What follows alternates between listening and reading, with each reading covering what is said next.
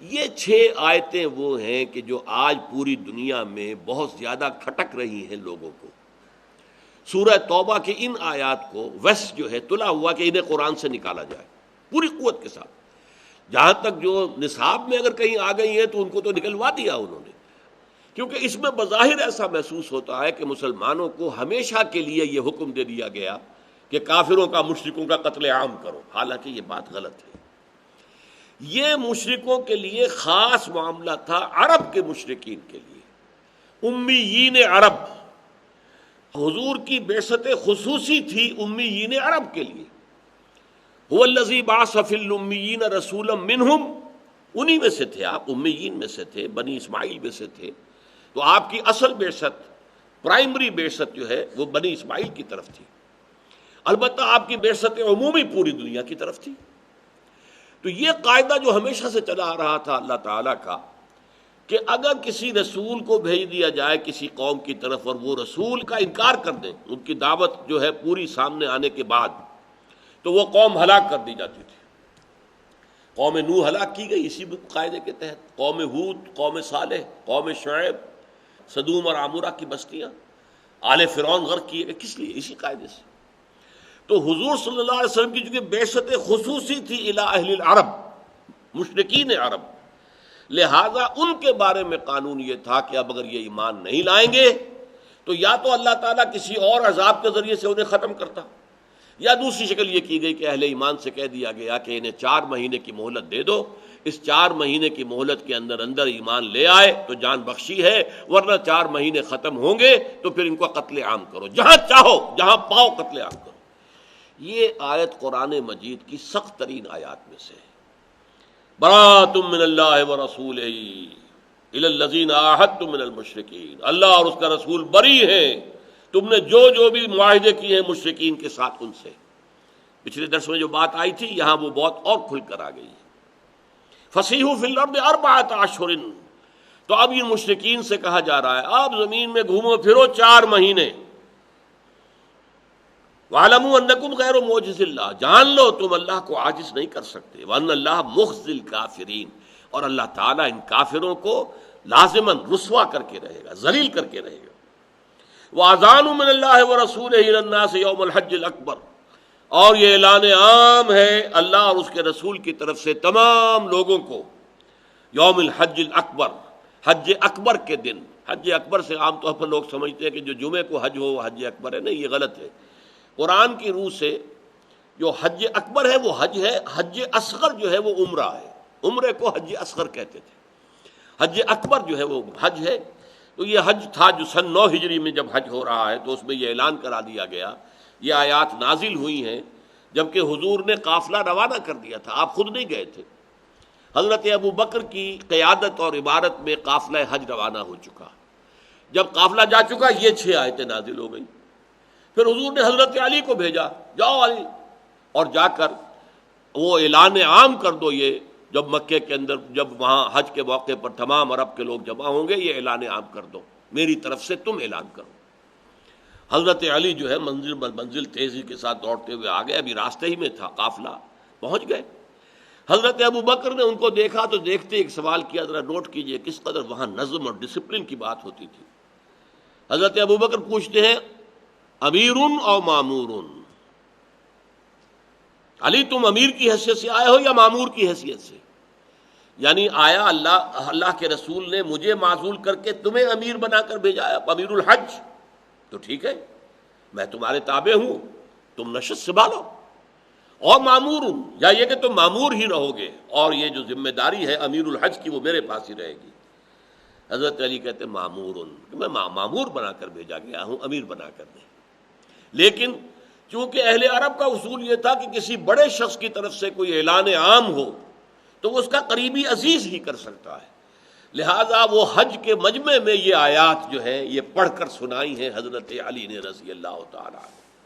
وَأَذَانٌ مِّنَ اللَّهِ وَرَسُولِهِ إِلَى النَّاسِ يَوْمَ الْحَجِّ الْأَكْبَرِ أَنَّ اللَّهَ بَرِيءٌ مِّنَ الْمُشْرِكِينَ، اللہ تمام مشرکوں سے بری ہے، اللہ کا کوئی عہد کوئی معاہدہ نہیں ہے۔ وَرَسُولُهُ، اور اس کے رسول بھی۔ فَإِن تُبْتُمْ فَهُوَ خَيْرٌ لَكُمْ، اب اگر تم باز آ جاؤ، توبہ کر لو، ایمان لے آؤ تو تمہارے لیے خیر اسی میں ہے۔ وَإِن تَوَلَّيْتُمْ، اور اگر تم منہ موڑو گے، فَاعْلَمُوا أَنَّكُمْ غَيْرُ مُعْجِزِ اللَّهِ، تو جان لو تم اللہ کو عاجز نہیں کر سکتے۔ وَبَشِّرِ الَّذِينَ كَفَرُوا بِعَذَابٍ أَلِيمٍ، اور اے نبی ان لوگوں کو جنہوں نے کفر کی روش اختیار کی ہے دردناک عذاب کی خوشخبری دے دیجیے۔ إِلَّا الَّذِينَ عَاهَدتُّم مِّنَ الْمُشْرِكِينَ ثُمَّ لَمْ يَنقُصُوكُمْ شَيْئًا وَلَمْ يُظَاهِرُوا عَلَيْكُمْ أَحَدًا فَأَتِمُّوا إِلَيْهِمْ عَهْدَهُمْ إِلَىٰ مُدَّتِهِمْ، سوائے ان کے جن سے مشرکین میں سے تم نے عہد کیا تھا، پھر انہوں نے کوئی کمی نہیں کی ہے تمہارے عہد میں، اور نہ تمہارے خلاف کسی کی مدد کی ہے، کسی اور کا ساتھ دیا ہے، تو پوری کر دو ان کی مدت عہد ان کے لیے۔ اگر وہ 5 سال کا ہے تو ٹھیک ہے، 2 سال کا ہے تو ٹھیک ہے، جس کے ساتھ معاہدہ ہے موقت وقت کا تعین ہے اور انہوں نے کوئی خلاف ورزی نہیں کی ہے تو وہ معاہدہ پورا کیا جائے گا۔ ان اللہ یحب المتقین، اللہ تعالیٰ متقیوں ہی کو پسند کرتا ہے۔ بہرحال جن کے ساتھ غیر موقت تھا وہ 4 مہینے دے دیے گئے، یہ نہ ہو کہ اچانک کہہ دیں کہ ہمارا سارا معاملہ تم نے تلپٹ کر دیا۔ 4 months 4 مہینے کی مہلت ہے۔ لیکن اس کے بعد جو یہ سخت ترین آیت ہے قرآن کی، جس پر کہ خون کھولتا ہے پوری دنیا کا، فَإِذَا انسَلَخَ الْأَشْهُرُ الْحُرُمُ، جب یہ اشہر حرم ختم ہو جائیں گے، یعنی یہ 4 مہینے جو مہلت دی گئی ہے، فَاقْتُلُوا الْمُشْرِكِينَ حَيْثُ وَجَدتُّمُوهُمْ، تو قتل کرو ان مشرکوں کو جہاں بھی تم پاؤ، وَخُذُوهُمْ، انہیں پکڑو، وَاحْصُرُوهُمْ، ان کا گھیراؤ کرو، وَاقْعُدُوا لَهُمْ، اور ان کے لیے بیٹھو، کل مرصد، ہر جگہ گھات لگا کر بیٹھو انہیں پکڑ کر اور مارنے کے لیے۔ فَإِن تَابُوا، پھر اگر وہ توبہ کریں، وَأَقَامُوا الصَّلَاةَ، نماز قائم کریں، وَآتَوُا الزَّكَاةَ، اور زکوٰۃ ادا کریں، فَخَلُّوا سَبِيلَهُمْ، تو پھر ان کا راستہ چھوڑ دو، پھر وہ تمہارے ساتھ مسلمان ہیں، برابر کے شریک ہیں، اسلامی ریاست کے شہری ہیں۔ ان اللہ غفور الرحیم، اللہ تعالیٰ غفور الرحیم ہے۔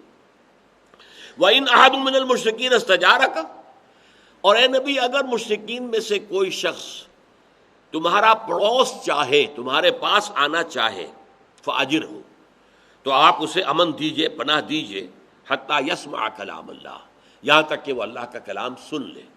یعنی جب یہ وارننگ دے دی گئی تو ظاہر بات ہے بہت سے لوگ ابھی تک انہوں نے پرواہ نہیں کی ہوگی کہ سوچیں محمد کیا کہہ رہے ہیں کیا نہیں کہہ رہے ہیں، لیکن جب اب یہ چیلنج آ گیا، now you have only 4 months to decide this way or that way، تو اب ان میں سے کچھ لوگ چاہیں گے کہ آ کے سمجھے تو صحیح بات کیا ہے، آپ کیا بات بنوانا چاہتے ہیں، آپ کا دین کیا ہے۔ تو فرمایا اے نبی، وَإِنْ أَحَدٌ مِّنَ الْمُشْرِكِينَ اسْتَجَارَكَ فَأَجِرْهُ، اگر مشرکین میں سے کوئی شخص آپ کی پناہ طلب کرے، فَأَجِرْهُ، تو اسے پناہ دیجئے، حتیٰ یسمع کلام اللہ، یہاں تک کہ اللہ کا کلام سن لے، قرآن مجید سنے سمجھے دعوت کیا ہے۔ ثُمَّ أَبْلِغْهُ مَأْمَنَهُ، پھر اسے اس کی امن کی جگہ تک پہنچا دو۔ یہ نہیں کہ کہو بس سن لیا تم نے اب طے کرو، نہیں ایمان لاتے تو ابھی گردن اڑاتے، نہیں، پھر اسے اس کی امن کی جگہ پہنچا دو۔ جس قبیلے سے وہ چل کر آیا تھا، آپ نے امان دی، آپ کے پاس ٹھہرا، آپ نے دین کی دعوت پیش کر دی، اب اسے فیصلہ کرنے کے اندر آزاد چھوڑ دو اور اسے واپس جانے دو۔ ابلغہ مأمنہ، اور اسے اپنے امن کی جگہ تک پہنچا دو۔ ذالک بأنہم قوم لا یعلمون، یہ اس لیے کہ یہ لوگ جانتے نہیں ہیں، ان کے ساتھ یہ رعایت کیجیے۔ یہ آیات ہیں قرآن مجید کی سخت ترین آیات، اور ان سورہ توبہ کی کے آغاز میں آیت بسم اللہ نہیں ہے۔ 114 صورتوں میں سے صرف ایک صورت یہ ہے جو مصحف کے اندر آپ کو لکھی ملے گی، اس میں آیت بسم اللہ شروع میں نہیں ہے۔ اس میں بہت سی آراء ہیں، اس لیے کہ اس کے بارے میں حضرت علی کا قول یہ ہے کہ یہ صورت تو تلوار ہاتھ میں لے کر نازل ہوئی ہے، اس میں اللہ تعالیٰ کے رحمان اور رحیم کے نام جو ہے اس کی بجائے اس کی مناسبت جو ہے اللہ کا انتقام، اللہ کا غضب جو ہے وہ چونکہ نمایاں ہے، اس لیے اس صورت سے پہلے آیت بسم اللہ نہیں لکھی جاتی۔ لیکن پھر وہی بات نوٹ کر لیجئے، یہ ایک خاص حالات کے اندر یہ آیت تھی، یہ مستقل نہیں ہے، دائمی نہیں ہے، ہمیشہ کے لیے نہیں ہے۔ اس کی اپلیکیشن حضور کی حیات طیبہ ہی میں تھی اور ختم ہو چکی ہے۔ اس کے بعد ہمیشہ کا قاعدہ یہ ہے کہ مسلمان اگر طاقت میں ہیں اور وہ جاتے ہیں کسی ملک میں اور حملہ کرتے ہیں تو وہ 3 آفرز دیں گے۔ اگر تم ایمان لے آؤ ہمارے بھائی ہو، برابر کے ہو، ہم یہ بھی نہیں کہیں گے ہم سینئر ہیں تم جونیئر ہو، نہیں، یو آر ایکول ٹو اس، اخوانکم فی الدین، وہ تمہارے بھائی ہیں برابر کے۔ اور اس کی علامت کیا ہے؟ ایمان، نماز اور زکوٰۃ، 3 چیزیں کم سے کم۔ اچھا اگر یہ تمہیں منظور نہیں تو تم نیچے ہو کر رہو اور جزیہ دو۔ بالا دست جو ہے، بالا تر نظام اللہ کے دین کا ہوگا۔ یؤتوا الجزیۃ عن ید وہم صاغرون، یہودیوں سے، عیسائیوں سے، ہندوؤں سے، ایرانیوں سے، مجوسیوں سے، ہر ایک سے۔ پھر یہ بات دوسری یہ ہے تم تابع ہو کر رہنا قبول کرو، تم ہندو، مجوسی، عیسائی، یہودی جو چاہو بن کر رہو، لیکن نظام اللہ کا ہوگا، اللہ تعالیٰ کی حکومت ہوگی، پوری کائنات کا حاکم وہ ہے اور یہاں بھی حکومت اسی کی ہوگی۔ اچھا اگر یہ بھی پسند نہیں ہے تو پھر آؤ، تلوار ہمارے اور تمہارے درمیان فیصلہ کرے گی، میدان میں آ جاؤ۔ تو وہاں یہ نہیں تھا کہ تم لازماً ایمان لاؤ ورنہ تمہیں قتل کر دیا جائے گا، نہیں، یہ صرف اہل عرب کے مشرکین کے لیے تھا جن میں حضور کی اصل اور اولین بعثت تھی، اور اس میں بھی ایک چوائس تھا کہ اگر تم ایمان نہیں لانا چاہتے اور اس قتل سے بھی بچنا چاہتے تو اب تم یہاں سے ہجرت کر جاؤ، چلے جاؤ۔ چنانچہ ابو جہل کا بیٹا اکرمہ، وہ بھی بہت سے لوگوں کے ساتھ اب ہجرت کرنے جا رہا تھا حبشہ کی طرف، اور راستے میں طوفان آ گیا، اور طوفان میں جتنے بھی مشرکین تھے سب نے اللہ کو پکارنا شروع کر دیا، کسی نے نہ لات کو پکارا، نہ عزا کو، نہ منات کو، نہ حبل کو۔ انہوں نے کہا اگر یہی بات ہے، ہماری فطرت میں صرف اللہ ہے، تو پھر ہم کہاں جا رہے ہیں؟ محمد اسی کی تو دعوت دے رہے ہیں صلی اللہ علیہ وسلم۔ وہ واپس آ کر ایمان لے آئے، اور بڑے کارہائے نمایاں انہوں نے سر انجام دیے، اور جو نئے جھوٹے نبی اٹھ کھڑے ہوئے تھے جنگ یمامہ میں وہ شہید ہوئے ہیں، اور انہوں نے بہت جو ہے اپنی بہادری کا ثبوت دیا اسلام کے دفاع میں۔ تو یہ آیتیں ایک خاص مخصوص پس منظر کی آیات ہیں، اس کو لوگوں تک واضح کرنا چاہیے۔ یہ دائمی نہیں ہے، ہمیشہ کے لیے نہیں ہے، یہ ابدی قانون نہیں ہے، یہ صرف مشرکین عرب کے لیے تھا جن پر محمد صلی اللہ علیہ وسلم کے ذریعے سے اتمام حجت آخری درجے میں ہو چکی تھی۔ اب یا تو انہیں کسی آفت سماوی سے ختم کیا جاتا، غرق کیا جاتا، یا یہ ہے کہ ان کے اوپر کوئی زلزلہ آتا، کچھ اور آتا۔ اللہ تعالیٰ نے اس کی شکل یہ اختیار کی، اور واقعہ یہ ہے کہ ایک بھی مشرک کا خون نہیں بہا، سب ایمان لے آئے۔ اذا جاء نصر اللہ والفتح ورأیت الناس يدخلون فی دین اللہ افواجا، فوج در فوج ایمان میں داخل ہو گئے۔ جو کچھ لوگوں کی جو ہے اگر گردنیں اکڑی رہیں تو وہ ملک چھوڑ کر چلے گئے۔